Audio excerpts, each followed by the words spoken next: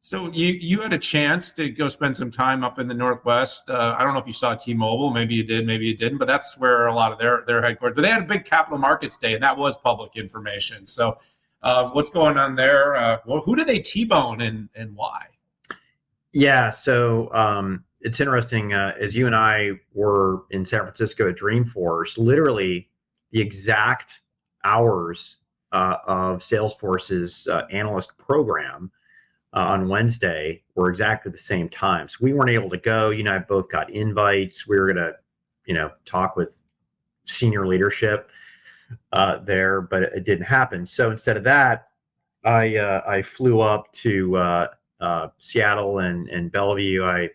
I visited a company I can't talk about in Bellevue, but I did very publicly say that I went to HQ to talk about that. And first thing is, again, I tune more into the T-Mobile for business than anything else up there. If you want T-Mobile consumer, my analysts, Will Townsend and Anshul Stog, have already done the breakdown. In fact, they did it on site and it's already published. Check it out. But a couple things. So the company brought out a new capability called TPriority, and this is for first responders. And you might be familiar with FirstNet, AT&T, Verizon, which is essentially to have guaranteed communications in terms of crisis, something like 9/11, something worse than 9/11, power going out. This thing has to just work. In the age of 5G, if you are familiar with it, there's a couple modalities. I'll call it full 5G when you have changed the core, you've changed the edge. It's called SA. Is required to do all the fancy stuff. And what I mean by fancy stuff is you can fractionalize the bandwidth, right? You can have certain streams that you can modulate the amount of data, the bandwidth, but also the latency. Okay, and that's called a slice, right? You can modulate it. And New York, this wasn't some thesis product that we're building. It wasn't, hey, this product is GA. This was, we very much have a customer, and it's called the City of New York, right? And this is a gigantic win over AT&T and Verizon, hence the T-Mobile T-boning with TPriority. It's a huge win for them. The other announcement was AI RAN, and this is essentially getting Jensen up. Jensen was there. I mean, wow. He literally just went cross town. I don't know if he stayed in San Francisco or he, choppered to his house in the South and then came back in.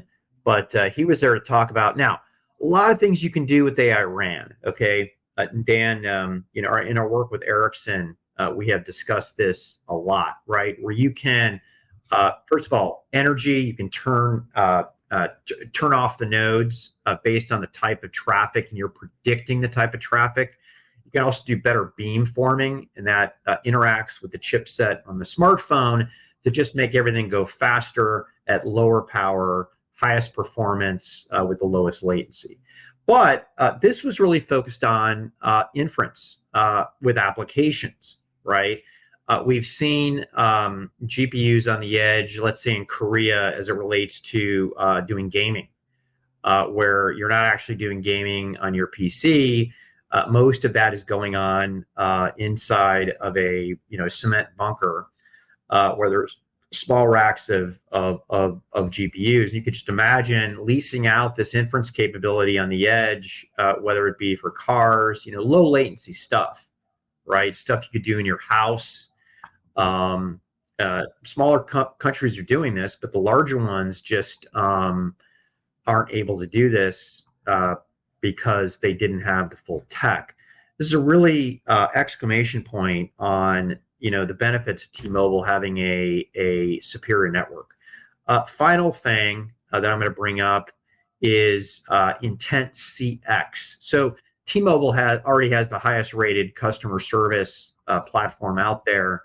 And what they did is they're aligning forces with Sam Altman at OpenAI. Yes, he was on stage too, talking about, and I did a lot of research on this. They're DIYing their AI for customer service, exactly doing what Benioff the same day or the day before said you shouldn't do. So we're going to have to see. All in all, every interaction I have with T-Mobile says that they're not just a carrier, they're a technology company, unlike AT&T and Verizon. I know that sounds harsh, and yes, all three of them are research clients.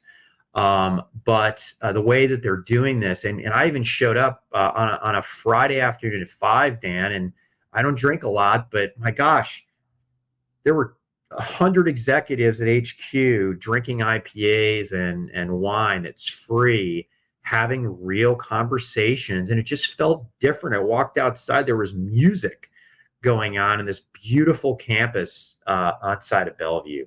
I'll leave it there. Yeah, you hit a lot of things. I mean, you got Jensen and Sam to show up. That's indicative of intent, in my opinion.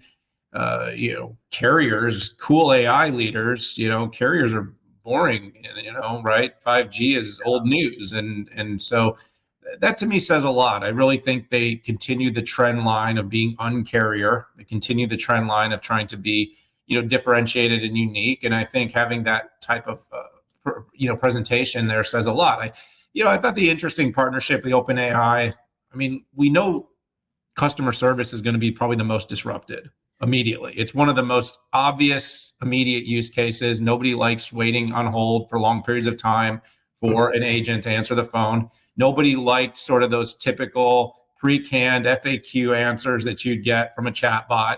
So being able to bring together the capabilities of a deep learning and reinforcement network of learning of someone's personal and account information, coupling that with generative text, and then of course automating all that is going to be something that will deliver a great service experience. And T-Mobile is all about that. So that to me was really, really interesting. But I also, like I said, I'll kind of just simply put, since you covered most of the actual announcements, is I think it's just a signal of intent to be different. Yeah. It's a signal of intent that they're not going to just sort of go status quo. They're going to continue to build and evolve. And heck, maybe someday T-Mobile could be worth as much as OpenAI. Sorry, yeah. I wanted to throw that out there because it's in jest, folks. So I think we talked about that did we talk about that last week? Like this insane valuation, and you had some pretty hot tweets that you put out. It wasn't even. I mean, it was. Yeah, I won't even say I'm that hot. I can't fathom it. I just can't understand it. Goldman Sachs or OpenAI, they're worth the same. Okay, sure. One loses $5 billion a year and one has a license to print money. I'm not saying that someday it won't make sense, but it feels like a Ponzi scheme for these investors that came in late. Satya put $10 billion in and got 49% of it like 18 months ago. That's returned 15 times for Microsoft. But it's just like a last in, first out. We all agree that sort of these generative models, tons of competition. Anyways, I don't want to go down that path. Interesting stuff, T-Mobile. Congratulations.